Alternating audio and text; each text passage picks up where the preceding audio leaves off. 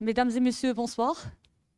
Mes chers amis et collègues, bienvenue à cette nouvelle rencontre du Book Club le matin. La rencontre d'aujourd'hui, j'aimerais bien dire qu'elle sera exceptionnelle. Elle sera exceptionnelle dans la mesure où notre invitée, Fedwa Misk, elle est elle-même journaliste du groupe. Marhaba bik, Fedwa. Merci. Merci. Alors, l'ouvrage qu'elle va nous présenter est une pièce théâtrale avec 5 personnages féminins, de la femme libre à celle qui cherche à se libérer en passant par la femme soumise. Le principal thème est celui des rapports mère-fille. L'ouvrage est intitulé Nos mères, Ummahatuna. Donc j'imagine que c'est un sujet qui intéresse monsieur tout le monde. Madame tout le monde. Surtout. La relation mère-fille, une relation parfois apaisée, mais souvent conflictuelle. Je voudrais bien, sans plus m'attarder, céder la parole à Fedwa Misk. Bonjour, bonsoir. Bonsoir Nabila. Marhaba bik. Merci. Alors, Fedwa, pourquoi avoir choisi de traiter la relation mère-fille?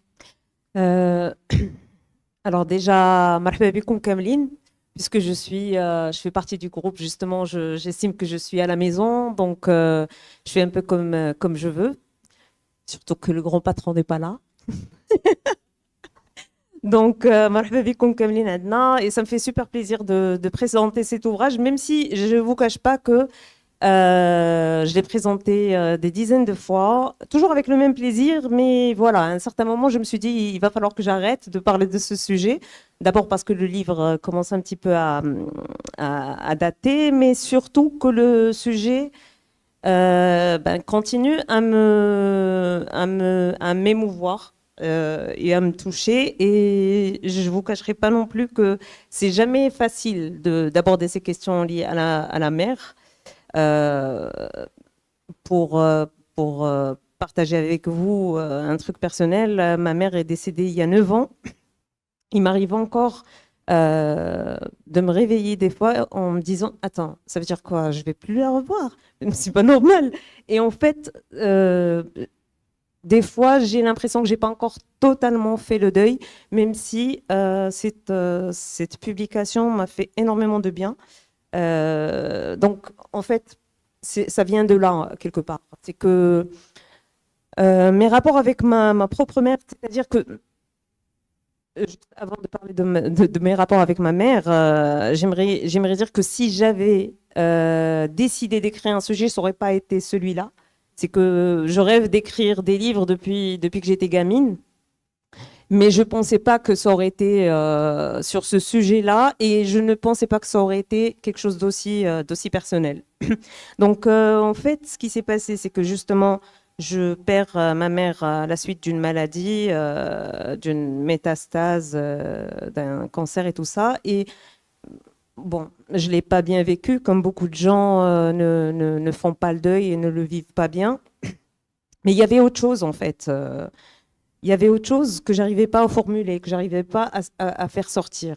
Et j'ai dû, à un moment, aller en thérapie et me faire accompagner par une personne qui est devenue une amie par la suite et qui m'avait dit, tu as des choses à régler avec ta mère. Et je lui ai dit, non, mais c'est pas possible parce que ma mère, c'était vraiment, voilà, comme pratiquement tout le monde, on regarde nos mères comme des saintes, comme des femmes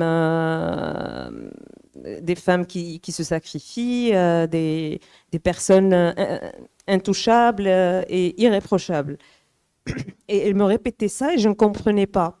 Et je lui dis, mais c'est pas possible parce que ma mère a tout sacrifié pour nous. Et je le répétais. Et un jour, elle m'a forcé à faire cet exercice de m'adresser à ma mère dans une lettre. Et donc, je suis partie et je me suis adressée à ma mère dans une lettre. Et c'était, comment dire, c'était vraiment très douloureux. À la fin, quand je lui ai raconté, elle m'a dit, tu as fait une chirurgie de l'âme quelque part. Parce qu'effectivement, sa seule consigne, c'était de déculpabiliser le ressenti. C'est-à-dire, si jamais tu as ressenti de la colère, de la frustration, de la tristesse, il faut la laisser sortir, même en sachant pertinemment que, en tant qu'adulte, que cette femme a tout fait pour être une excellente mère.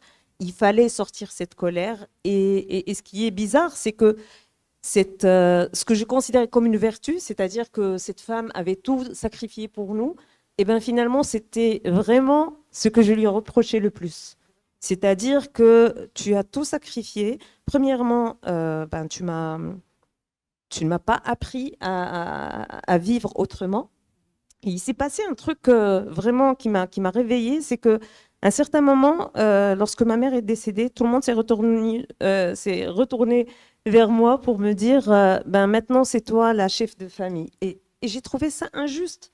J'ai trouvé ça injuste parce que j'étais encore jeune, parce que j'ai une sœur plus âgée que moi, parce que mon père vivait toujours, mais il fallait que ce soit moi.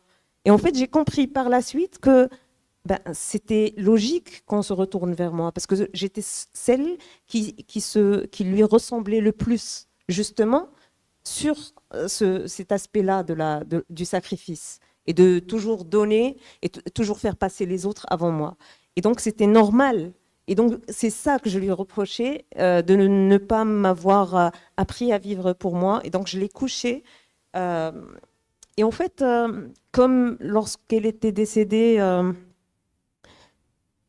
j'étais restée pratiquement 1 heure, la dernière heure de sa vie, pratiquement, à lui tourner autour dans cette salle de réanimation sans savoir quoi dire. Je n'arrivais pas à parler, à formuler quoi que ce soit. Et donc, du coup, c'est sorti comme une scène où je suis en train de lui parler sur son lit de mort dans cette salle de réanimation. Et c'est sorti comme ça. Donc, j'ai partagé bien sûr avec des amis. Et par la suite, j'ai été désignée comme commissaire de l'édition marocaine d'un festival à Amsterdam. Et l'une des amies est organisatrice de ce festival. Donc, elle m'a mise sur une table ronde sur la maternité avec des mères. Et elle m'a dit, justement, elle a traduit le texte en anglais, en néerlandais. Donc, moi, j'étais un peu choquée, mais je me suis dit, allez, on va le lire. Bon, il faut dire que c'est un texte, c'est le 2e acte sur le livre, et il est... Bon, je dirais pas qu'il est émouvant. Il m'a ému, moi, en l'écrivant. Il m'émeut toujours quand je le lis. Bon, maintenant, peut-être un peu moins. Et donc, du coup, ça s'est senti, ma voix était cassée. Et quand j'ai levé la tête après la fin de la lecture, j'avais un parterre de gens qui venaient de nationalités diverses, hommes et femmes, des occidentaux, des orientaux. Et ils avaient tous la même expression sur le visage, beaucoup de compassion, beaucoup d'empathie, mais surtout, ce que j'ai compris dans les échanges, c'est que c'est universel et que on ressent tous une sorte de culpabilité vis-à-vis de nos mères en particulier, de nos pères aussi parfois, mais de nos mères, ça ne rate jamais. Et même quand on les déteste, ça c'est c'est une autre histoire. Mais on ressent toujours une culpabilité incroyable vis-à-vis de nos mères. Et bon, après, il y a des différences de culture. Et c'est là qu'en rentrant, je me suis dit, premièrement, je veux écrire ce sujet. Mais deuxièmement, je veux qu'il soit oral. Je veux l'entendre. Et je veux voir l'expression des gens qui entendent. Et comme je ne voulais pas parler d'une seule maternité, je me suis dit, tu sais quoi, va sur 5 sujets et 5 femmes différentes qui n'étaient pas censées se rencontrer, mais finalement, je les ai faites se rencontrer. Et voilà, ça a donné en fait les 5 personnages, sachant que j'aurais pu écrire 70 000 personnages, mais je me suis dit, tu sais quoi, j'étais sûre d'un truc, et c'est ce qui s'est avéré vrai, c'est que à la sortie du bouquin, je suis sûre que j'allais recevoir d'autres histoires venant du public et tout ça, et pour moi, c'est comme si ça faisait partie de l'œuvre, toutes ces histoires que je vais recueillir. Et peut-être que je vais aider des gens à exorciser. Pour moi, elles font partie, c'est la partie invisible de l'œuvre. Effectivement, en lisant l'ouvrage, à chaque fois, je me disais, c'est moi, ça arrive à moi aussi. Effectivement, c'est ça, on se retrouve en lisant l'ouvrage. Maintenant, dans cet ouvrage-là, il y a des notions qui ressortent et que j'ai envie de décortiquer avec toi ce soir. Ok. J'ai envie de commencer par la notion que tu as citée tout à l'heure. La femme qui cherche à être parfaite.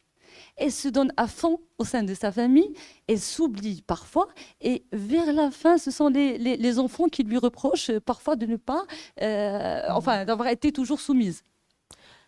C'est même pas une question de soumission. Par exemple, ma mère, c'était une femme forte, c'était une femme très, très forte et assez. Elle était bonne vivante, machin. Mais je voyais quand même qu'elle sacrifiait un pan de sa vie, qu'elle aurait pu aller beaucoup plus loin si elle ne devait pas se sacrifier pour nous. Et des fois, j'estimais en fait que c'était inutile. Elle en faisait trop. Tout à fait. Et quand on en fait trop, alors soit tu as la chance d'avoir des enfants qui te disent maman, maintenant tu vis un peu pour toi, et tu peux aussi avoir des enfants manipulateurs, parce que ça aussi c'est quelque chose qu'il faut dire, et des enfants qui vont te bouffer et utiliser ce sentiment de culpabilité que tu as par rapport à eux pour t'extorquer quelque part, que ce soit en amour ou en argent ou beaucoup de choses. Et il y a des gens, malheureusement, qui sont toxiques et qui sont là juste pour prendre. Et en fait, parfois, ces êtres-là, ce sont les enfants. Donc, moi, j'ai vécu dans ma famille ce cas de figure où moi, je voyais que non, il y avait des choses où il y avait des situations où elle n'avait pas le choix. Elle devait un petit peu sacrifier certaines choses, certaines chances aussi de faire des choses, mais parfois, ça relevait du caprice de la part de ma fratrie. Et ça me frustrait énormément. Et en fait, ça s'est confirmé lorsqu'on a voulu que moi-même, je me sacrifie toujours pour cette fratrie-là. Et j'aurais dit, mais ça tourne pas rond. Et moi, quelque part, bon, les gens qui ont leur mère toujours vivante, c'est normal qu'à un certain moment, quand essayer de leur dire et de les pousser à vivre un peu pour elles, à faire des choix super égoïstes et personnels, parce que voilà quoi, parce que sinon ça va vous tomber dessus un jour ou l'autre. Alors, en parlant de choix, justement, il y a des femmes aujourd'hui qui acceptent plutôt de vivre dans une relation toxique, croyant que, bon, je me sacrifie pour les enfants. Je vis pour les enfants. Non, moi je pense que faire des enfants, c'est quelque chose de noble, c'est quelque chose de très important. Et effectivement, c'est une corvée monumentale. Quand on fait un enfant, il faut vraiment l'assumer et assumer énormément de charges. Maintenant, il y a aussi quelque chose de très particulier et de très culturel dans les sociétés comme les nôtres. C'est qu'une mère estime qu'elle est obligée d'être mère parfaite, qu'elle a des obligations vis-à-vis de ses enfants, certes, mais surtout vis-à-vis de la société. Et la société, en fait, pour moi, c'est l'un des plus gros pièges que de céder à la société, c'est que ça te met au départ sur un piédestal. La preuve, c'est que dès qu'une jeune fille est en âge de se marier, on lui dit vas-y, marie-toi, et après fais-nous des enfants et tout ça. Et bien sûr, donc automatiquement, déjà on crée une discrimination vis-à-vis des femmes non mariées et des femmes qui n'ont pas d'enfants. Donc on t'accule à ce choix. De toute façon, peut-être que tu l'aurais fait. Dans une société, il n'y a pas beaucoup de gens qui ne veulent pas faire d'enfants. La majorité veulent en faire, mais on te pousse à le faire. On le glorifie. Et d'ailleurs, la glorification, pour moi, elle n'est pas que sociale, elle est aussi politique. Parce que tu as tous les bénéfices du monde à être mère. Enfin, c'est-à-dire, en général, on te dit, non, si tu es mère, tu as des enfants à charge, tu vas bénéficier de ça et de ça. Donc, en fait, on t'accule à prendre ce choix-là. Et on te met sur un piédestal, et ce piédestal, bah, il s'élève petit à petit, et la femme, elle est super contente, parce que être mère, c'est vraiment valorisant, mais à un moment, eh ben, elle se retrouve sur un piédestal tellement élevé qu'elle ne peut plus redescendre. Et là, elle commence à se venger. Je ne généralise pas, mais beaucoup de femmes ben, finissent par se venger sur leurs enfants en leur interdisant de voyager loin à l'étranger, en leur choisissant leur partenaire de vie, en choisissant les choix de carrière. C'est-à-dire que pour moi, c'est un retour, je dirais pas logique ou normal ou. Non, l'ouvrage, tu parles justement de la maman hélicoptère, celle qui plane Ouais. au-dessous Alors de ses enfants. justement, la maman. Alors la notion, je ne sais pas s'il y a quelqu'un qui est psychologue ou qui comprend un petit peu la notion de parents hélicoptères. Elle concerne les deux parents, c'est-à-dire mère et père, et ce sont des parents qui sont très protecteurs au point de choisir. Mais dans mon cas, à moi, dans le cas du personnage de Maria, c'est une mère juste envahissante. Elle est là tout le temps, elle choisit tout. Même tes pompes, elle va te les choisir. Elle va choisir tes amis, elle va choisir. Elle va t'obliger à déménager dans une autre ville pour la ville qui convient à ses arthroses, par exemple. Et voilà quoi. Ce genre de femmes, pour moi, c'est des femmes qui n'ont pas vécu une maternité saine, parce que forcément, elles ont aussi vécu une filiation malsaine. C'est-à-dire que elle a vécu avec des parents qui lui ont imposé, tout imposé, donc elle estime que c'est normal qu'elle Le impose modèle tout. qu'elle a appris, c'est le modèle, enfin. Oui. Et pour moi, tout le livre, ça parle de transmission. C'est-à-dire que tout le livre concerne la transmission et comment on est censé travailler sur soi à un certain moment, couper ces liens toxiques pour ne pas les transmettre aux générations futures. Fedouin, je dois t'interrompre. Marhaba, c'est Ali. Ça va? Tout va bien? Alors, Ali Sossi, il est le représentant du book club. Marhaba avec. Exactement. Vous en êtes témoin? Très bien.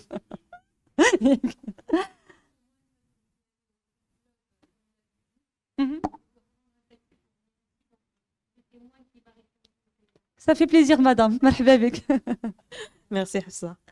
Alors, on parlait justement de la maman hélicoptère, on parlait justement de la surprotection des enfants. Il y a d'autres notions, en fait. C'est la notion de projection. Tu as parlé tout à l'heure de la maman qui se projette dans l'avenir. Et j'ai l'impression que ça, on le remarque surtout dans l'orientation scolaire, dans le choix de carrière. Quand bien même d'enfants, ils ont dû choisir un métier qu'ils ne désirent pas. Alors, une anecdote, moi, quand j'étais petite, on m'a toujours dit que ma mère est journaliste. Soit طب ou le تعليم. C'était l'un des... et c'était comme ça. Et effectivement, j'ai fait un bac plus 5 en management des ressources humaines, croyant que je ne ferais jamais l'objet d'une journaliste. Et peut-être... oui, il y a ce genre de personnes. Maintenant, sur tout ce qui est orientation, par exemple, professionnelle, c'est plus compliqué que ça. Moi, par exemple, ma mère m'a toujours raconté son histoire. Tu sais, le storytelling est très important.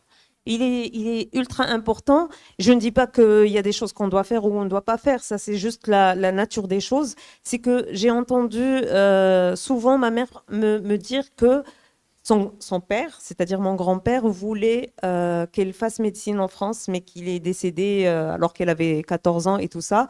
Et donc, c'est ça qu'elle rêvait de faire médecine. J'y ai pas pensé tout de suite. Ça m'a pris des années. Mais je suis médecin de formation, donc je pense pas que ce soit une coïncidence. Et c'est juste que elle ne m'a pas forcée, même que lorsque j'ai décidé de faire médecine, elle m'a dit: est-ce que tu es sûre? Est-ce que tu préfères pas faire un truc moins lent, moins contraignant et tout ça? Et moi, je lui ai dit: non, non, non, je veux faire le truc le plus long possible, tu vois. Donc, c'est juste pour dire que la contrainte, n'importe comment, on est influencé par les choix et les désirs de nos parents, même les désirs qu'ils ne s'avouent pas eux-mêmes.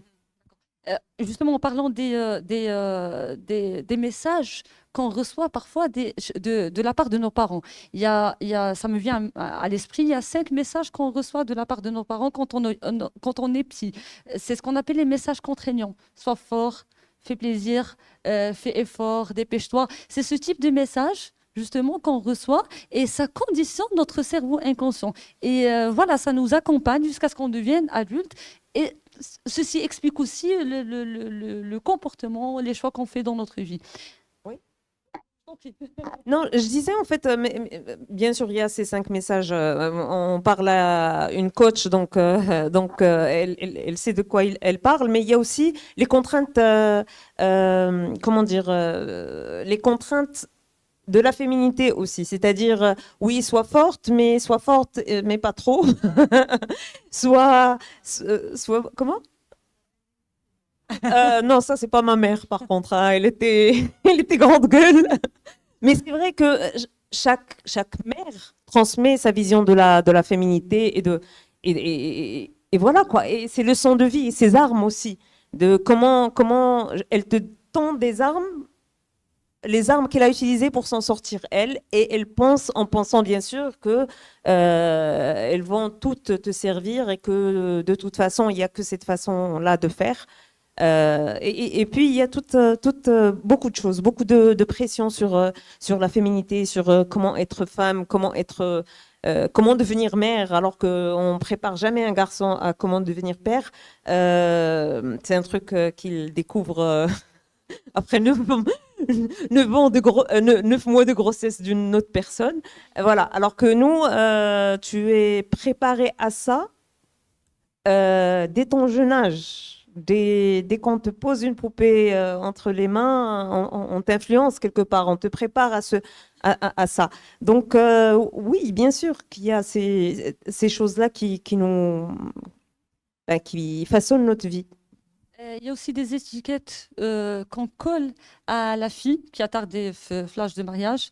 Alors, j'ai retenu périmée, vieille fille. J'ai rien dit, moi. Moi, je le dis. Alors qu'on colle à la fille qui a tardé le mariage. Alors, j'ai retenu vieille fille, périmée. Ben oui, de toute façon, c'est ce qu'on dit, hein. Moi, des fois, j'entends de jeunes filles.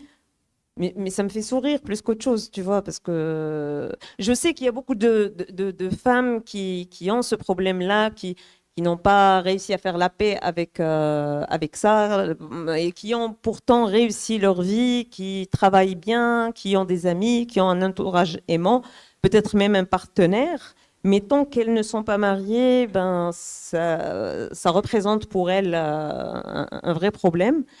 Et je le comprends, je le conçois parfaitement parce qu'il y a une pression sociale telle et peut-être un désir de maternité qui est inassouvi. Mais personnellement, c'est pas mon cas et je trouve ça très drôle d'entendre des petites jeunes, des fois de 22 ans, dire attention, il te reste 2 ans ou 3 ans et tu vas périmer et tout ça en 3 ans. Je dis. Donc, c'est génial en même temps. Donc, quelque part, moi qui dépassais de loin les 25 ans, je suis bien périmée. Donc, c'est bon, j'ai fait le deuil de ça. Comment? Pardon? Ouais, si, quand même. Quand même. Si. Voilà. Alors, la notion de culpabilisation, j'ai culpabilisé de ne pas être à la hauteur de tes rêves, ce que tu n'as su réaliser. J'ai culpabilisé de te pousser à me culpabiliser pour me faire céder à chaque fois. Ça, c'est un passage que j'ai beaucoup apprécié chez Mélia. Ce que j'ai apprécié aussi chez Mélia, enfin, pas ce que j'ai apprécié, mais ce que j'ai retenu chez Mélia, même en décidant de partir, elle a évité le eye contact et l'échange avec sa maman. Elle est lâche, elle a préféré... Avec une mère comme ça, comment tu veux avoir un eye contact et une discussion? Oui. Et d'ailleurs, elle a préféré écrire justement, ou peut-être elle était obligée d'écrire une lettre. Oui, parce qu'elle a attendu que sa mère voyage pour prendre la fuite. Et là, c'est vraiment la fuite. On ne fuit pas quand on est en face de la personne. On prend... voilà quoi. Et en fait, c'était justement pour montrer que c'est difficile. Et beaucoup de femmes, beaucoup de jeunes femmes me disent mais oui, mais tu sais, on est d'accord sur le livre, mais en même temps, c'est très difficile d'avoir cette confrontation. Et ce que je dis justement, c'est que vous n'êtes pas obligé d'avoir une confrontation. Vous n'êtes pas obligé. Et parfois même, c'est la fuite qui vous sauve, qui apaise l'autre personne. Que si vous avez cette confrontation, bah, vous allez peut-être perdre quand vous êtes face à un ennemi de taille, un adversaire vraiment de taille et qui a ce pouvoir culpabilisateur et culpabilisant. C'est pas du tout évident. Donc non, il faut d'abord fuir, penser ses blessures parce qu'il y a des traumatismes certainement et tout ça. Et puis peut-être attendre que l'autre se calme, que nos mères il fait chaud. Et là, peut-être avoir une discussion si possible. Et il y a des discussions qui n'ont jamais lieu, hein, qu'on le veuille ou pas. Mais le travail sur soi est essentiel pour ne pas le transmettre et puis pour guérir. Parce que, mine de rien, notre rapport à nos mères, il conditionne nos rapports à tout le monde. Par exemple, lorsqu'on parle de la blessure du rejet, pour les gens qui connaissent un petit peu la blessure du rejet, c'est celle, dans le cas des femmes, qui a été portée par la mère, où elle s'est sentie rejetée, à tort ou à raison, c'est pas grave, ça peut être juste une interprétation de rejet, mais quand on a un rejet, ben, on se transforme en personnage fuyant, on se transforme en personnage, comment dire,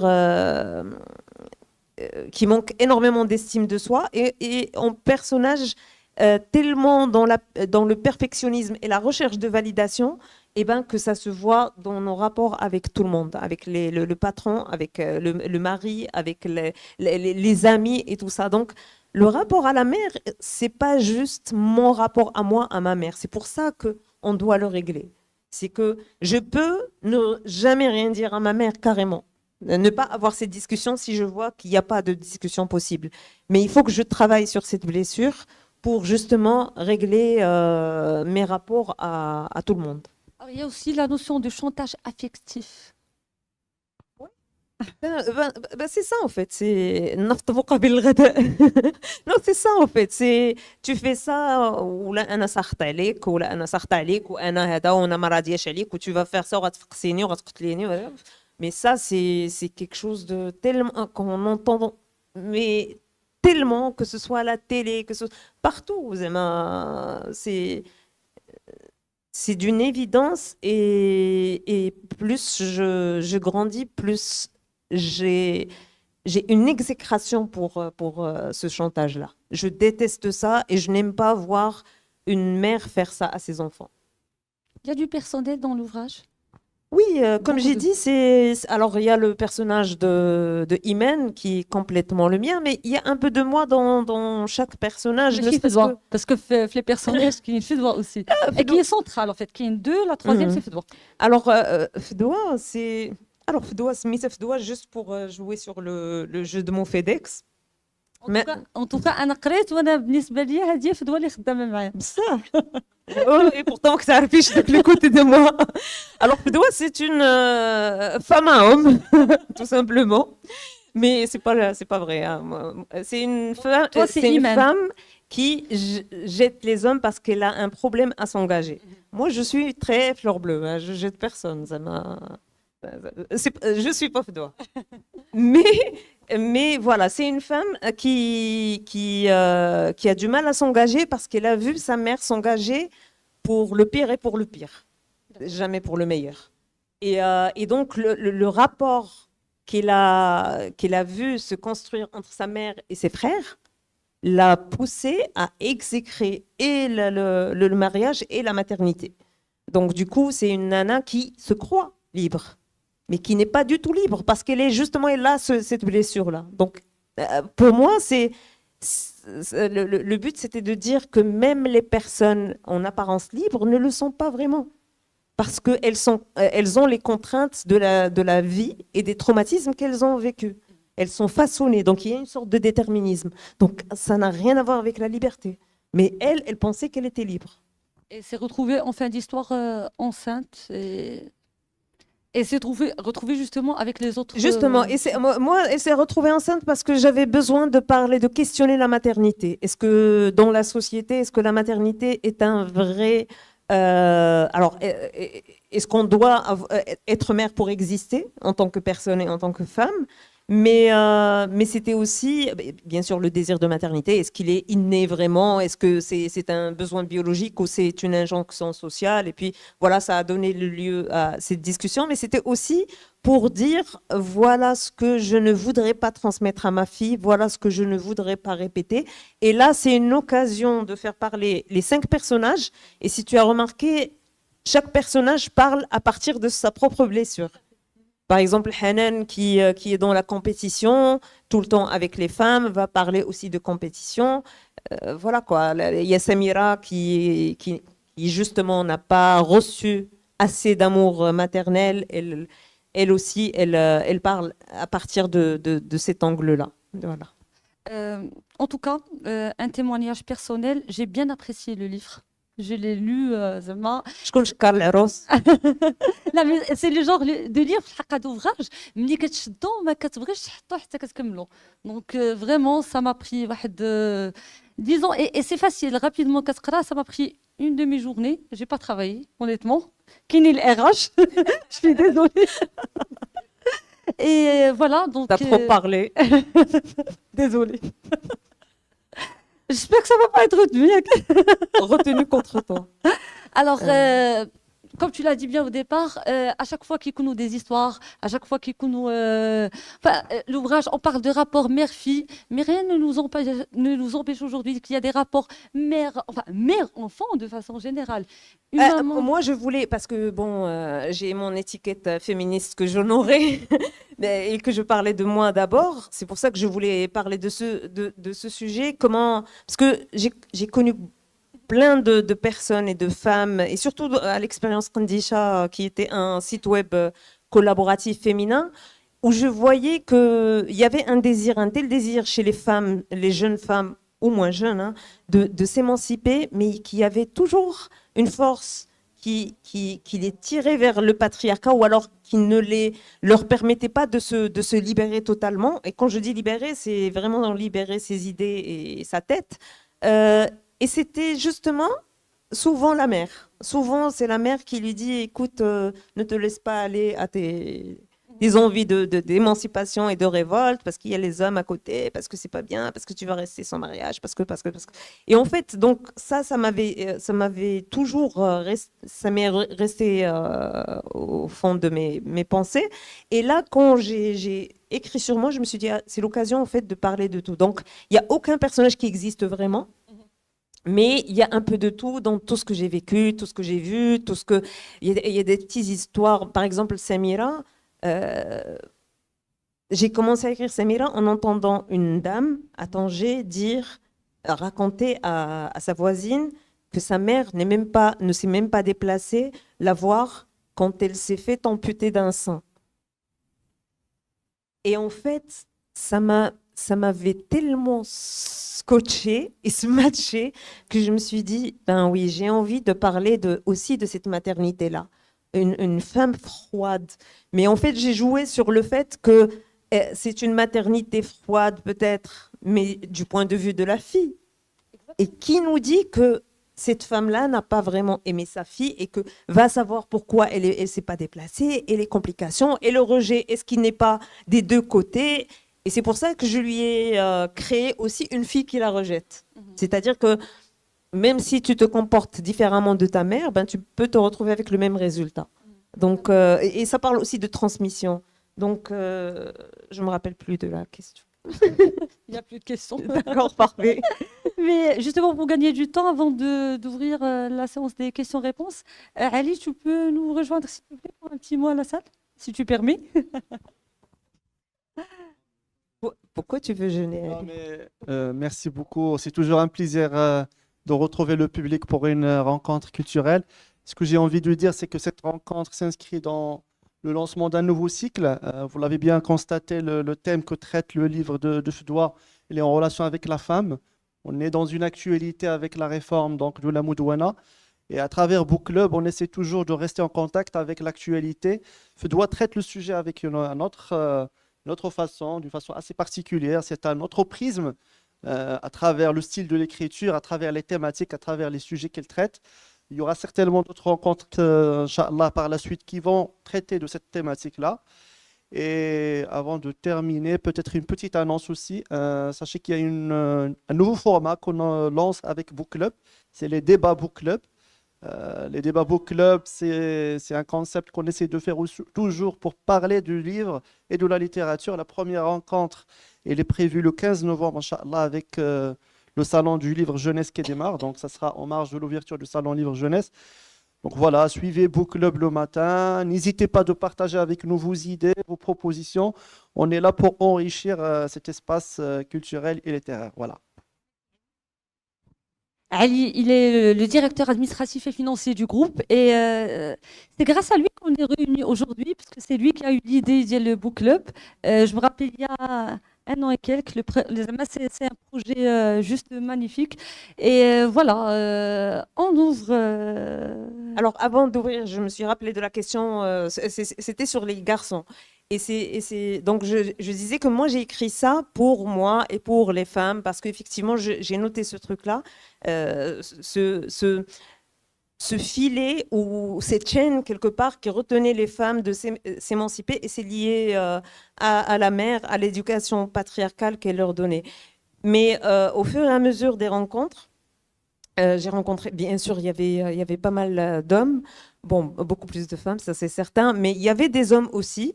Alors, j'avais soit des hommes qui me disaient, oui, mais tu es un peu dur et tout ça. Et là, j'ai dit, vous dites que je suis dure. Et pourtant, toutes les femmes disent que ce sont des problèmes qu'on vit, ce sont des réalités. Mais vous le dites parce que votre cas est encore plus désespéré que le nôtre. Et le rapport garçon-mère et fils-mère, pour moi, il est encore plus compliqué. Et j'espère qu'il va y avoir un écrivain qui va prendre la plume pour parler de ça et détailler ça. Moi, je pourrais le faire, mais je me sentirais, comment dire, je me sentirais pas illégitime, mais moins, si tu veux. Ou alors, je pourrais le faire avec quelqu'un, avec soit un auteur, soit un comédien et tout ça pour une prochaine pièce. Et la prochaine pièce, elle portera sur... Bon, la prochaine pièce, je l'ai déjà écrite. Elle porte sur le départ des enfants et une mère qui se retrouve toute seule et qui veut revivre. Et ça s'appelle Hayat Brateish. Donc, Hayat Brateish, on va la présenter à le Book Club. Inch'Allah, Inch'Allah. Tu connais la première. Ce ne sera pas un bouquin cette fois-ci. Mais le prochain, quel que soit peut-être. le format, Kif Magal Ali, on est dans la diversification des concepts. Donc, Ça va être Merci. Alors, les questions-réponses. Excusez-moi. Avec plaisir. Faut voir avec Monsieur Retnani. On va juste. Monsieur Retnani. Il faut voir avec Monsieur Retnani, c'est l'éditeur. Il a les droits. Donc on peut le truander. Voilà, donc je disais, voilà, en hommage à ta maman et la mienne. Voilà, donc je te propose de traduire le livre en anglais. Ben, ça me ferait Comme il n'est super pas très plaisir. long et que moi aussi je viens de me faire opérer, donc ça va, on peut, j'espère Elle tenir. est ce qu'on appelle. Et bon, pour ce qui est de... Après, on le traduit d'abord, après on verra. Inch'Allah. Avec elle. Hein? Non, c'est elle. Mais ça serait Oui, le oui, plus oui, beau cadeau qu'on puisse me faire. Merci beaucoup. Vraiment. Merci beaucoup. Bah écoute, non. Je crois que... Une autre question? Ah oui, je voulais juste rajouter à propos de ce que tu as dit par rapport au rejet. Oui. Alors, je ne sais pas si tu as lu mon dernier roman, Et pourtant elle rêve. Pas encore. je suis Donc désolée. moi, j'ai quitté mes parents, j'ai été donnée à une tante, j'avais 3 ans. Et non seulement j'ai changé de famille, mais j'ai changé de pays, j'ai été maltraitée, j'ai eu plein de choses. Et bien pourtant, je n'en ai jamais voulu à ma mère. C'est marrant parce que c'est une fois que je me suis mise à réfléchir, à écrire le livre, je me dis, c'est quand même extraordinaire. Bon, j'ai retrouvé mes parents, j'avais 12 ans, ils étaient en France en plus, donc tu vois, ça fait beaucoup de voyages. Et en fait, je me suis rendu compte que j'en ai jamais voulu à mes parents. Par contre, par rapport à ma tante, j'ai fait un vrai travail, il n'y a pas très longtemps, un travail de pardon. Parce que pardonner, c'est déjà se libérer. Ma tante était déjà morte, hein, donc quand j'ai fait le travail de pardon, on m'a dit c'est pas Oui, grave. oui, Ah, j'ai écrit absolument. tout ce que j'avais pensé de négatif et je l'ai brûlé. Et j'ai quand même cherché des choses positives à dire à ma tante. Et ça m'a fait un bien énorme. C'est à partir de là que j'ai pu écrire toute cette enfance que certains ont du mal à lire parce qu'elle est assez dure, quoi. Ok, voilà. Effectivement, enfin, la lettre, c'est toujours important. C'est un Absolument. exercice fondamental pour se libérer, pardonner. Parce que quand on pardonne l'autre, non seulement on libère l'autre, mais on se libère aussi des émotions qui sont négatives. Donc c'est un Absolument. excellent exercice. Je voudrais juste ajouter que quand on parle de la relation mère-fille, les notions de surprotection, moi, c'est juste une réflexion, ça n'engage que moi. Moi, je voudrais citer un présupposé de la programmation linguistique, un présupposé de la PNL qui stipule que derrière chaque acte, même s'il est négatif, il y a une intention quand même qui est positive. Peut-être la surprotection de la maman, ça émane d'une envie, enfin d'une peur quelque part. Peut-être qu'elle a peur, enfin ça n'engage que moi. Non, continue. Pardon? Oui, oui. Vous voulez vous exprimer sur le sujet?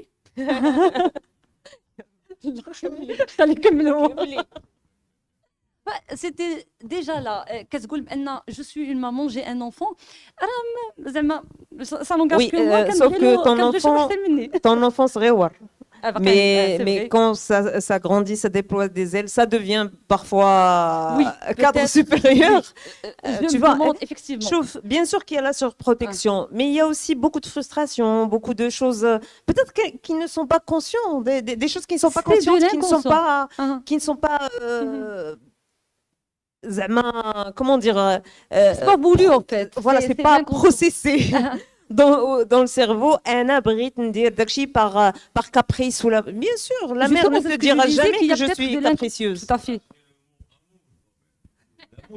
Bien sûr qu'il y a C'est de de l'amour. l'amour inconditionnel. Ça va de soi. Là, on est en train de parler des parents qui sont intrusifs, et je suis désolée, dans l'intrusion, il y a beaucoup plus le contrôle que l'amour.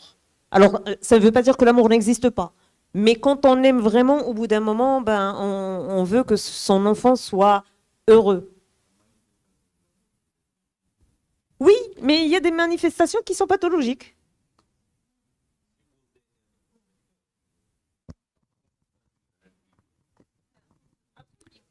Le micro aussi. C'est pour l'ensemble de la salle, effectivement. J'ai oublié ce que je disais. Tu parlais il y a de le côté- surprotection. L'amour, le mot amour aussi Mhm. est très important, à part biologique, parce qu'on peut se référer au monde animal qui n'a pas ce sentimental que l'humain a. Ils sont aussi protectrices de leur bébé, etc. Bébé. Pardon? Bébé. Bébé. Oui. C'est normal, c'est Non. légitime et c'est Mon- obligatoire. Mon expérience Externe. animale ne m'a pas poussé à voir au-delà de l'enfant bébé. Et oui, peut-être oui, que des professionnels de la chose peuvent nous dire que même au-delà d'être bébé, ils peuvent être protectrices, les mamans, quitte à se jeter en premier en cas de danger, ça on le voyait, pour protéger leurs enfants. Mais ce mot amour, il y a aussi de l'amour qui peut induire ce côté. Oui, Oui, on peut être aimé d'une bonne façon et aimé d'une mauvaise façon. façon. C'est-à-dire que l'amour, Parce que on ne j'ai dit pas pas que entendu- l'amour n'existe pas. Que ce soit C'est juste- Madame mais- la modératrice ou toi, Oui. j'ai pas entendu ce mot amour. Bien sûr qu'il y a C'est pour beaucoup ça que j'ai d'amour. tenu S'il à y a- le dire. C'est parce qu'il y a de l'amour qu'il y a ce livre déjà à la base. Voilà. C'est parce que c'est se dire que ce n'est pas un règlement de compte à la maternité ou aux mères. Au contraire, c'est une façon de regarder nos mères non comme des créatures sacrées qui savent tout et tout ça. C'est des femmes comme nous qui se trompent et à qui il faut pardonner Bien sûr. pour justement ne pas transmettre la même blessure à ses enfants, parce que si on n'a pas fait ce travail, si on n'a pas pardonné, on finit par refaire les mêmes erreurs. Mais l'amour est au centre de tout, ça va de soi. D'ailleurs, le seul personnage pour moi qui manquait d'amour, qui pour elle, elle manquait d'amour, quand j'ai fini la rédaction, parce que j'écrivais comme ça, j'avais pas un monologue prêt, mais j'écrivais et les idées venaient en même temps. Et là, je lui crée une fille elle-même qui lui en veut de ne pas l'aimer assez. Et je me suis dit, bah, finalement, tu voulais parler de désamour ou de manque d'amour, mais finalement, qui te dit que cette mère n'aimait pas sa fille? Du moment que la petite fille se trompe, pourquoi la mère ne se tromperait pas? C'est-à-dire que l'amour, il la est... manifestation Oui. de l'amour qui diffère ou qui Exactement, peut être exactement. sauvage, qui peut être Absolument. maltraitant. C'est-à-dire que pour moi, la nécessité du travail, c'est justement de mettre l'amour de côté, de le garder bien sûr, et de l'assainir. L'assainir en réglant tous les petits trucs qui se prétendent de l'amour, tous les défauts qui s'accrochent à l'amour pour se justifier. C'est-à-dire quand on est contrôlant, on va justifier ça par l'amour. Quand on est possessif... Mais tu as dit qu'il y a tout l'héritage social, etc., Absolument. psychologique, etc., qui Absolument. se conjugue. Donc en fait, pour moi, l'amour, il est omniprésent. C'est Voilà. juste qu'il est... Ce que je voulais entendre. Voilà, il est mélangé à tout plein Merci. de détritus. Fedwa. C'est l'amour brouillé, comme les œufs brouillés. L'amour. Moi, je n'ai pas de questions. Par contre, j'ai envie de te remercier encore une fois. Je l'ai déjà fait en off quand Merci. on ne se connaissait pas. J'ai découvert un livre par hasard. Ouais. Ok, j'ai un peu la voix cassée, donc je vais essayer Non, de c'est faire juste un effort. rapproche le micro. Ok, d'accord. J'ai découvert ton livre complètement par hasard, quand ma mère aussi était malade. J'ai commencé à le lire après son décès, une semaine après son décès. Elle est morte il y a 7 mois. Et merci beaucoup. C'est un livre qui m'a parlé comme pas possible. Par contre, moi, je ne l'ai pas lu en une demi-journée. Pas parce qu'il n'est pas parce que je ne pouvais pas le faire, mais parce que je ne cessais de répéter toutes les phrases, de les ressasser, de les mâcher, enfin, ça me parlait tellement. Et en l'occurrence, le personnage qui me ressemble. Faut pas le dire. Ouais. Je pense que j'ai déjà dit, ma mère était malade, elle avait une métastase aussi, et du coup, sa mort a été comme une... on l'attendait peut-être, mais quand elle est arrivée, c'était un choc pour tout le monde, peut-être plus pour moi. Je me suis retrouvée, étant l'aînée, à... déjà, j'ai été en train de reproduire son schéma. Je me suis retrouvée, étant l'aînée, à être la chef de famille après les autres. J'ai une sœur et un frère qui sont plus petits que moi. Mais tout le monde, justement, dans la famille, me disait tu es à la place de ta mère, ce que je trouvais injuste, ce que je trouve toujours injuste. Je l'ai relu juste après notre rencontre, quand il y avait l'exposition de Reda. Je l'ai encore relu, ça m'a parlé différemment. Et moi, chaque fois, je relis des passages et ça m'évoque encore plus de choses. Par contre, l'exercice de la lettre, je pense que je devrais le faire pour, oui, pardonner à ma mère peut-être d'avoir été étouffante d'amour et de bienveillance. C'est d'ailleurs la phrase qui m'a tuée quand je l'ai lue. Et c'est comme ça que je suis aussi, c'est comme ça que j'opère avec ma propre fille et que je ne devrais plus continuer à faire. Un bon Voilà. courage. Merci beaucoup, Fedwa. Bonsoir. Bonsoir. Moi, j'ai un questionnement juste à propos du titre. Pourquoi ne pas ma mère et non, pourquoi parler de nos mères? Pour la simple raison que je me suis dit, je ne suis pas la seule dans cette situation. Et comme j'ai écrit 5 personnages, et chaque personnage parle de sa propre mère. Donc, je me suis dit, il y a tellement de maternité, il y a autant de maternité que de femmes. Et donc, voilà, j'avais pas envie de ne raconter que mon histoire. Même si, voilà, mon histoire aussi, elle ressemble à l'histoire de beaucoup de femmes. Elle se serait retrouvée dedans. Mais je me suis dit, En fait, il y a aussi le fait que j'ai choisi le format théâtre. Et je me suis dit, c'est simple, soit tu choisis un seul personnage qui part dans un monologue de malade, soit c'est cinq femmes qui peuvent être là, animer la salle. Parce que, en même temps, si je n'avais raconté que mon histoire, elle aurait été vraiment dramatique et triste. Et j'aurais fait une représentation ou deux et c'est tout. J'aurais été descendue par la presse spécialisée. N'y allez pas, c'est chiant. Par contre, dans les autres personnages, il peut y avoir de l'humour. Il y a un peu d'humour.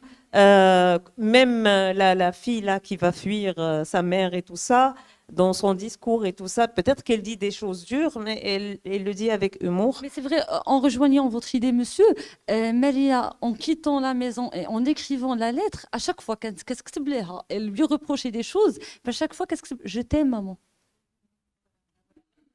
Ouais. Il est au centre de tout, l'amour. Donc voilà, je voulais parler de plusieurs maternités et non seulement d'une seule. Edoua, excuse-moi de revenir sur ce que tu viens de dire, ça m'a interpellée. Cette fille qui s'est fait opérer et qui pensait que sa mère ne l'aimait pas. Et faire le lien aussi entre l'amour dont parlait Ahmed Chitachni et le pardon. Alors, moi, au moment où tu as parlé de ça, j'ai pensé à un livre que je lisais. Bon, c'était quand on est maman, on lit des tas de bouquins. Et c'était un livre sur les adolescents. Et. Pardon ?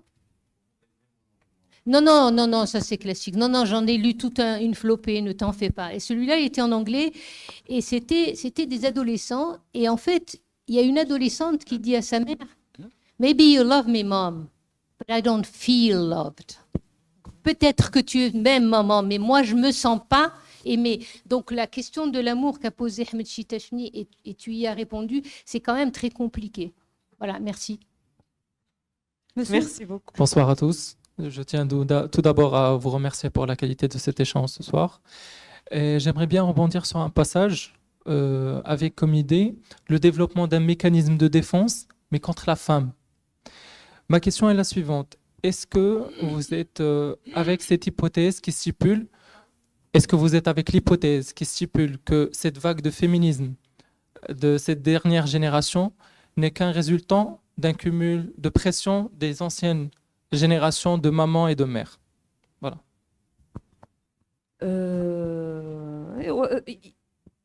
Tout est résultat de tout, n'importe comment.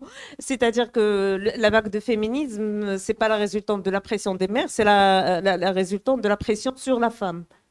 C'est-à-dire qu'aujourd'hui, même si ta mère n'a rien fait et qu'elle n'adopte pas, qu'elle n'embrasse pas le féminisme, toi, en tant que fille, tu as vu tu as assisté et témoigné de certaines injustices dont ta mère a été victime d'ailleurs et dont d'autres femmes sont victimes, et c'est venu comme ça. Et puis c'est la résultante aussi d'un mouvement effectivement mondial, c'est la résultante d'une, qu'on le veuille ou pas, une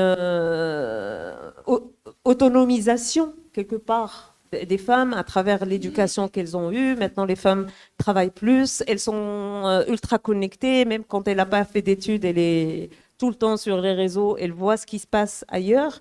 Et donc, en fait, c'est la résultante de tout ça. On ne peut pas isoler.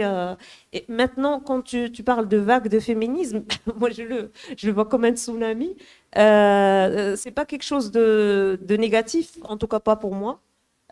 Pour moi, le féminisme, c'est juste un éveil.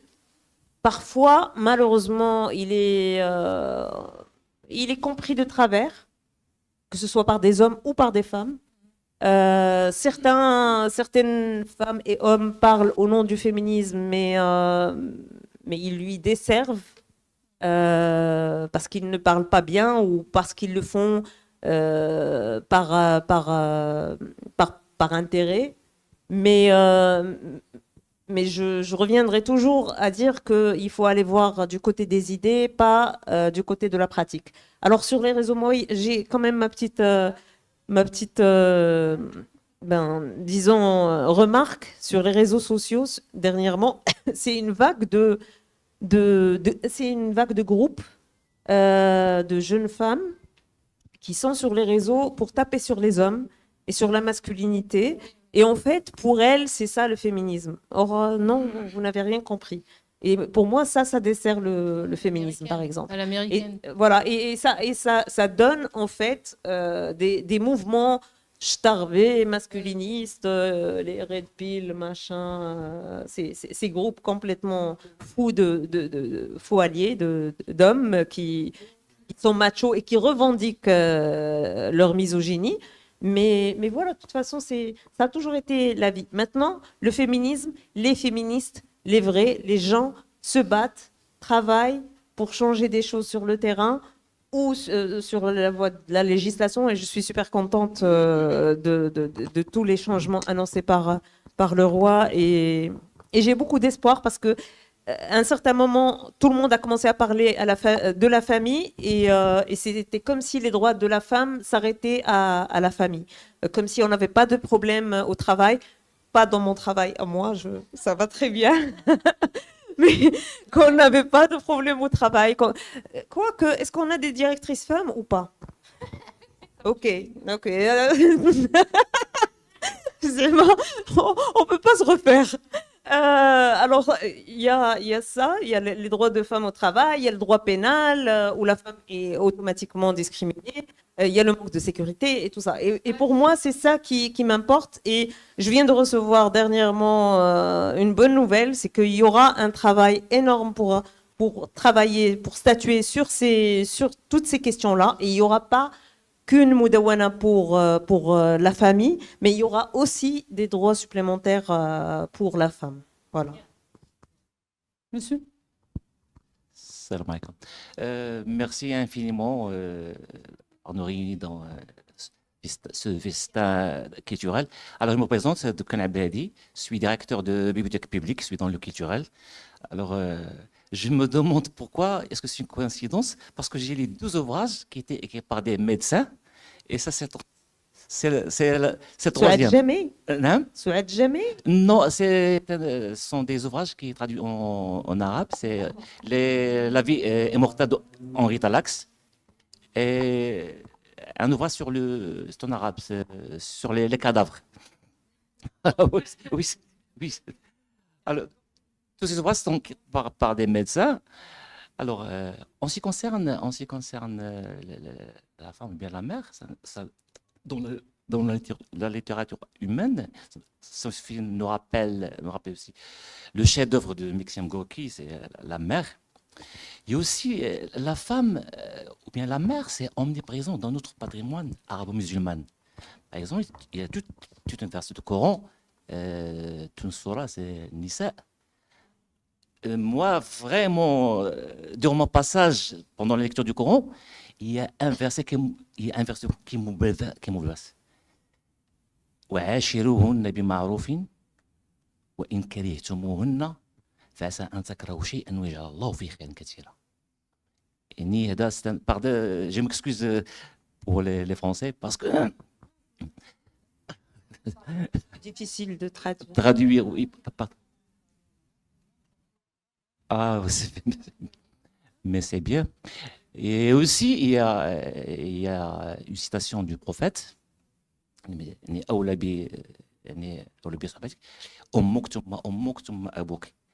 C'est-à-dire, c'est trois. C'est-à-dire, c'est l'importance que l'islam donne à la femme, bien à la mère. Alors, moi, j'aimerais vous poser 2 questions, madame.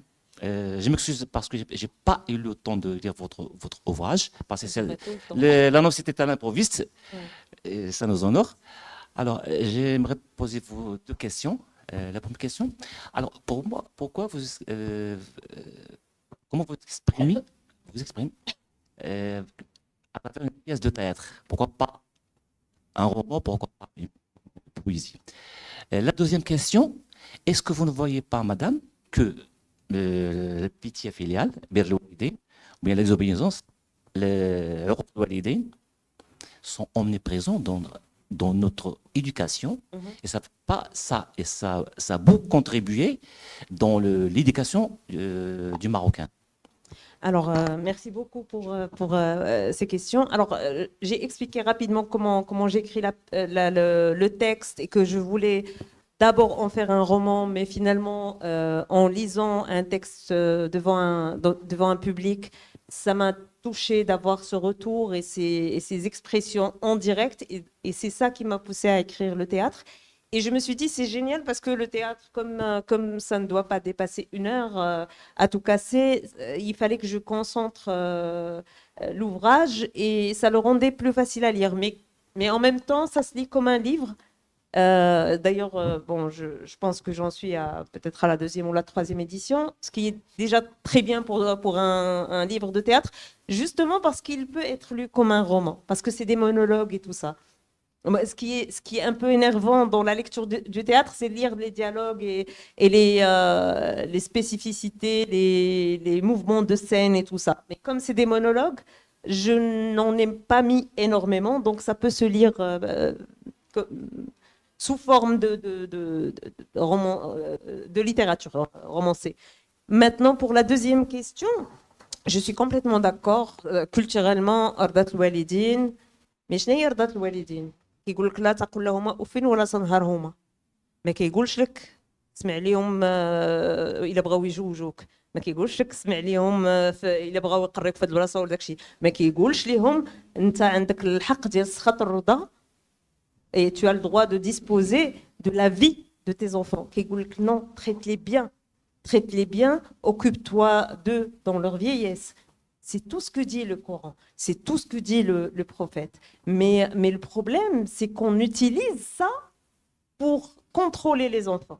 C'est que beaucoup de parents, hommes et femmes, utilisent Khatorda comme une sorte de monnaie d'échange et de marchandage. Donc, et ça, pour moi, c'est malsain. Ça nous arrive à tous, même les plus sains d'entre nous, les plus sains d'esprit, de vouloir pousser une personne à agir comme on veut et à user d'un petit chantage. Mais lorsqu'on est vraiment sain d'esprit, on se rétracte et on réfléchit et on se dit non, je ne vais pas lui faire de chantage. Et surtout, alors vis-à-vis des enfants, moi je trouve que c'est criminel que de mettre des ultimatums aux enfants, parce que les enfants sont comment dire, vulnérables vis-à-vis de leurs parents. Et ils restent vulnérables très très tard. Et d'ailleurs, les hommes restent plus vulnérables que les femmes, parce qu'une femme, ça grandit à un moment et ça devient elle-même mère. Elle devient elle-même mère et il y a une sorte de... Pas tout le temps, mais souvent, il y a un équilibre qui s'opère. Les hommes gardent toujours leur mère sur le même piédestal et j'ai vu pas mal de vies, je dirais pas gâchées, mais voilà, qui ont pris des tournants regrettables à cause de ce chantage-là. Et c'est ça en fait que je regrette. Mais Ardat al-Walidin, bien sûr, la rasna wainina. Je sais pas s'il y a Ça vous dérange pas? Est-ce que cette pièce est déjà jouée sur scène ou pas encore? J'ai écrit une 2e pièce qui va être jouée bientôt. Mais Hadi, je ne sais pas pourquoi. Peut-être parce qu'elle est personnelle et que je ne suis pas encore prête à la voir. Je suis encore réticente. Maintenant, bien sûr, j'ai envie que ça se fasse et que ça se fasse avec les bonnes personnes. Parce que j'ai eu deux possibilités de le faire, 2 propositions. Et avec des hommes, hein, pour ne pas dire qu'on est des misandres, avec des hommes, mais dans les 2 cas, j'avais senti qu'il y avait quelque chose qui manquait et que ça ne passait pas. Alors l'un d'eux a voulu complètement transformer la pièce et la transformer en comédie. Et j'ai dit, ok, avoir de l'humour, je veux bien, mais la transformer en comédie, c'est que tu n'as rien compris. Et le 2e, il y a toute une question sur le 6e acte qu'il a refusé d'assumer. Et je lui ai dit non, ça ne marche pas. Et là, je me suis dit non, tu sais quoi, tu vas laisser vivre le livre et qu'il fasse sa vie. Et quand tu seras prête, alors soit tu vas la faire toi-même, la mise en scène, ou alors la faire avec un ou une metteuse en scène. Ça viendra. C'est du moment que le texte est là, ben voilà quoi. Le théâtre peut traverser les siècles, heureusement. Merci. Il y a d'autres questions? Oui, moi. Bonsoir. Moi, je voudrais te dire que ton livre, je l'ai eu comme une bénédiction parce que Merci. et au début, quand je l'ai pris, je dis pourquoi nos mères? Moi aussi, je me suis posé la même question. Et en lisant, je me suis rendu compte que dans chaque personnage de maman, ben, je voyais la mienne. Je dis oui, mais c'est différent, l'histoire est différente, mais on dirait que une mère peut être toutes les mères du livre. Et je me suis dit, mais c'est tellement complexe. L'amour, il est là, mais c'est compliqué et c'est tellement Absolument. complexe d'en parler. Et heureusement, moi, je vois que le fait de l'avoir fait sous forme de pièce de théâtre donne une légèreté un peu au texte. Et je me souviens, je l'avais lu. Après, ensuite, j'avais lu Une femme de Annie Ernaux. Et toujours, je sais pas, je fais le lien avec ton livre. Et Annie Ernaux, c'était lourd, c'était cru. Et c'était limite, j'ai culpabilisé parce qu'elle parlait de sa mère qui est décédée suite à l'Alzheimer et une maladie, je me souviens plus laquelle. Et c'était lourd. Et je me suis dit, j'ai besoin d'aller relire les textes un peu de Fdouamis parce que c'est complexe, oui. On comprend qu'il y a de l'amour, mais ça ramène un peu cette légèreté et ce petit air d'humour qui me dit que, en fait, nos mères, elles sont pas si méchantes ou elles sont pas si froides ou elles sont pas si protectrices et que un peu la protection, enfin des fois on n'a pas envie de ça parce que c'est beaucoup, mais on les comprend à travers ton texte et limite après je me suis dit ma mère il faut pas lui en vouloir, elle aussi elle a ses blessures et j'ai l'impression que même si je suis vieille un peu mais j'ai l'impression que je la comprenais pas et que j'avais du mal à voir en ma mère la femme que moi, au jour d'aujourd'hui, je suis. Surtout que c'est grâce à elle qu'au jour d'aujourd'hui, j'ai envie je suis indépendante, etc. Et ce qui me fait rire, c'est qu'elle a toujours voulu que je sois indépendante. Mais maintenant que je le suis, elle a envie que je sois mariée et que ça la dérange que je tarde à trouver un mari et ça me fait rire. Et à chaque fois, je me dis, c'est un peu cliché, mais c'est beau parce que c'est la réalité. Et on voit ça dans chaque famille marocaine, surtout marocaine, parce qu'on a nos spécificités. Et rien que pour ça, je te remercie parce que Merci beaucoup. je vois la maternité d'un air plus léger, mais complexe. C'est un double tranchant. Et rien que pour ça, je te remercie pour ton texte. Merci beaucoup pour Oui, je t'en ce prie. beau retour. Merci. Oui, je t'en prie, c'est un peu- Merci. Il me semble que votre ouvrage a deux titres. Nos mères en français et Kaina en Darija. Non, Keina, c'est le nom de la collection. Parce qu'il y a une collection dans la maison d'édition qui s'appelle Keina.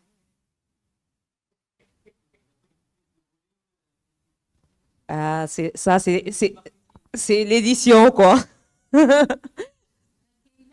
Mais vous avez raison. Beaucoup de gens me disent, est-ce que le livre se met au Keina, justement?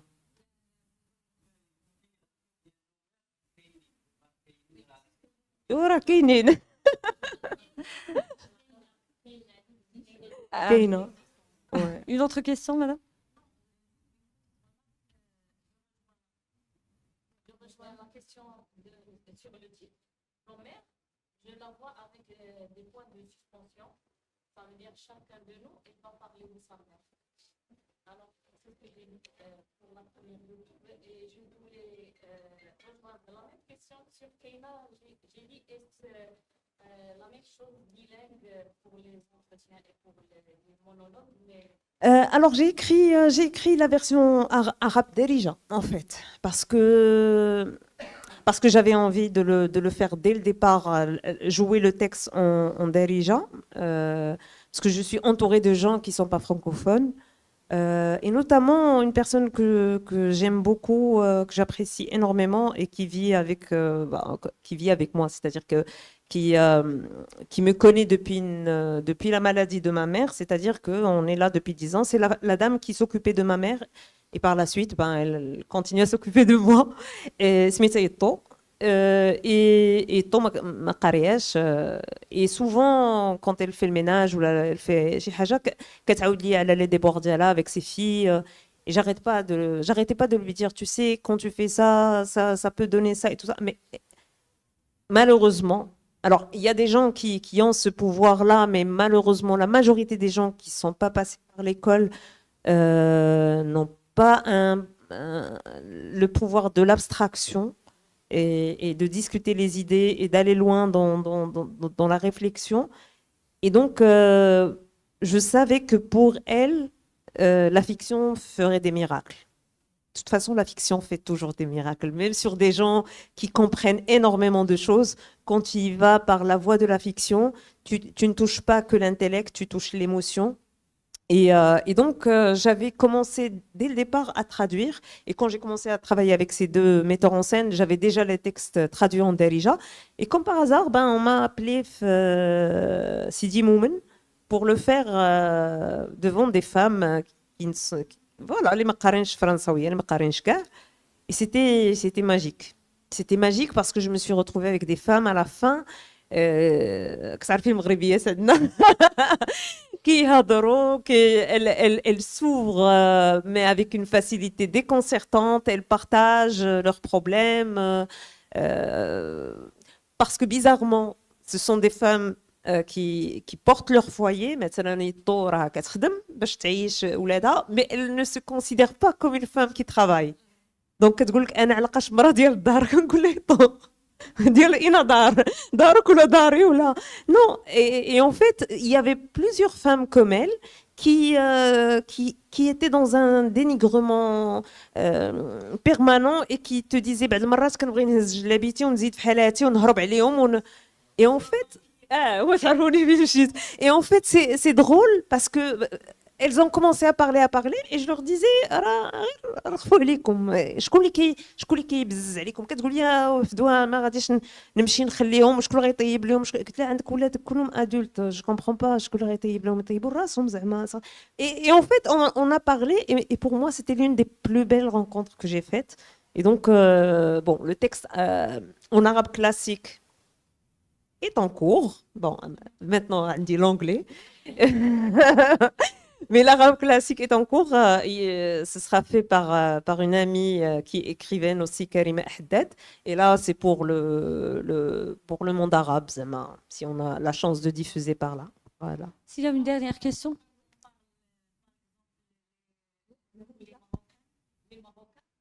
Pardon. Alors, toutes et tous, quand on veut, par exemple, impliquer quelqu'un ou bien faire crier, ou bien... alors on parle en Darija. Ah non, mais Darija, c'est... Et ce qui est drôle, c'est que quand j'écrivais en français, mais je me lâchais et tout ça, quand j'ai commencé à traduire Darija, quand je dis, ah oui, il est... Est-ce que je pourrais dire ça à ma mère? Attends, mais tu sais, la langue, elle est traîtresse. Parce que en fait, la traduction est traîtresse, mais la langue, elle est terrible, parce qu'elle n'est pas porteuse que de sens, elle est porteuse d'histoire, elle est porteuse de pas mal de choses. Et donc, la traduction littérale, elle est à côté de la plaque. On peut dire en français, tu me fais chier maman, va la traduire en arabe et chauffer ou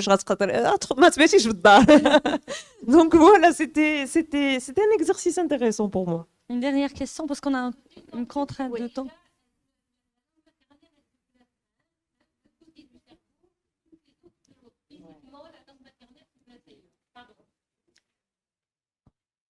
Bonsoir. Merci Fedwa, merci Nabila et toute l'audience pour ce débat vraiment passionnant et qui traite d'un thème qui, je dirais, sacré. On dit, vous êtes d'ailleurs médecin, on dit que le cordon ombilical est rompu à la mort de la maman et non pas à la naissance. Le jour où j'avais perdu ma mère, d'ailleurs, j'avais senti qu'une partie de moi était partie avec elle. Ouais. Un grand écrivain, d'ailleurs, il avait même décrit un défunt qui regardait la terre après son décès.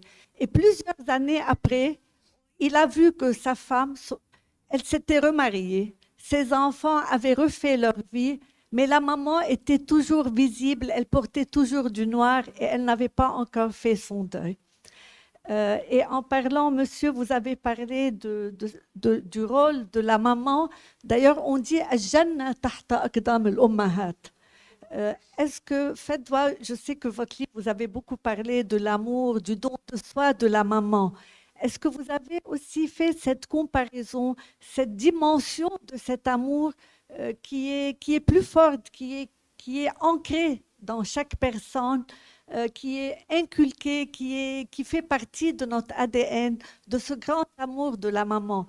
Dans votre livre, d'ailleurs, je suis impatiente de le lire et j'espère qu'on aura l'occasion aussi tout à l'heure d'avoir votre dédicace.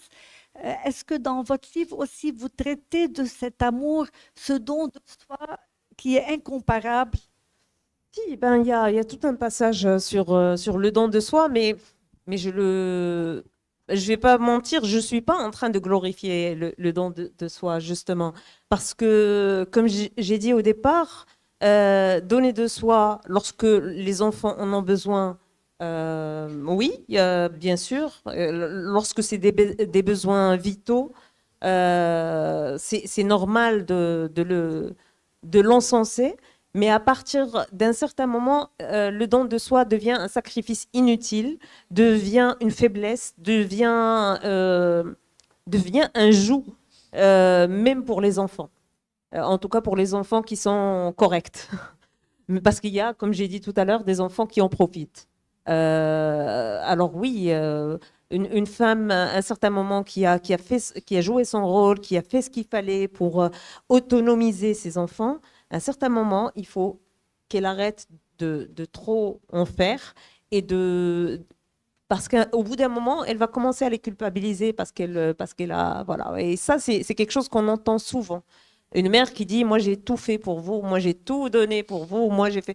Des fois même, ça atteint des degrés inimaginables et ça commence à fabuler. J'ai sacrifié une carrière, je sais pas moi, à Lehman Brothers, alors que c'est pas vrai. Donc oui, le don de soi, il est là. Et d'ailleurs, il est là presque partout, dans tous les personnages. Mais voilà quoi. J'ai pas écrit un livre pour dire c'était le habaïb ya habiba. Et pourtant, j'aime ma mère plus que tout au monde. Voilà quoi, c'était une raison de vivre pour moi et voilà quoi. Bref.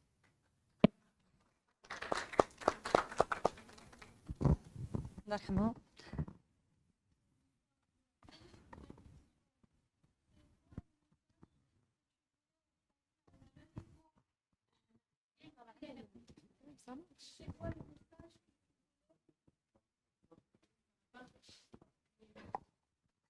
Merci. Mm. Merci. C'est la question, c'est quoi le message que tu voulais transmettre aux jeunes à travers cette histoire? Alors, les jeunes, les très très jeunes ou les jeunes femmes ou les jeunes de votre âge. Les jeunes de votre âge, c'est que vos mamans vous adorent. Elles vous adorent. Elles ont certainement fait des sacrifices incroyables pour vous. Il faut les écouter, mais sachez un truc, elles n'ont pas toujours raison. Elles ne sont pas des créatures célestes. Ce sont des personnes qui ont fait des choix de vie, qui se sont trompées des fois et qui peut-être continuent à se tromper. Et je le dis pas pour vous pousser à ne pas les écouter, au contraire, c'est juste pour entamer un dialogue et pour questionner en fait le rapport que vous avez. C'est-à-dire ne pas dire oui automatiquement à tout, demander des choses et dire à ses parents est-ce que vous prenez la peine de vous de vous remettre en question et de remettre en question vos choix et est-ce que vous êtes sûr de votre décision et voilà quoi, juste entamer ces discussions et puis surtout même quand c'est un flagrant cas d'injustice parce que les parents peuvent être injustes vis-à-vis des enfants. Juste avoir en tête et avoir de l'empathie. Avoir de l'empathie vis-à-vis de nos parents. C'est important. C'est très important. C'est de se dire, ils font le maximum pour nous. Ils peuvent se tromper et rien que pour cet amour-là qui est là et qui est omniprésent et qu'on ressent, il faut savoir leur pardonner certaines choses.